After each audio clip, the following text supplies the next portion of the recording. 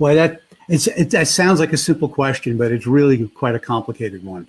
It depends. When I paint a landscape, the landscape I'm painting is not so much what I'm looking at; it's what I want it to be. Meaning, I just don't paint what I see. I want to interpret what I'm seeing. So a lot of it comes down to concept in terms of the mood and the feeling that I want. And then once I understand what that is, then I can go ahead and structure the values and color to best communicate what it is I'm feeling.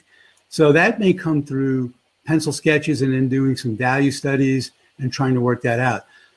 That's basically the way I look at it. I do work from photography, but the photography aspect is just a memory jog of what it is I was looking at. It's not, my job is not to copy the photograph. That's deadly.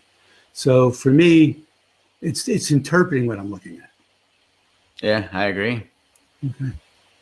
That's I've been painting out on location. I do a lot of plein air painting. I know Right. that you don't do a lot of plein air, but I started back in the mid '80s, Right. and so now I do use photography, but it's kind of like it's just like you said, it's just a jog of the memory. That's right. That's all it's supposed to be.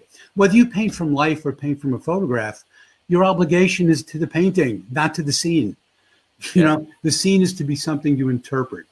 And then it gets into things like painting in landscape becomes something else. It becomes metaphor for life. So then I start to inject other meanings into these things.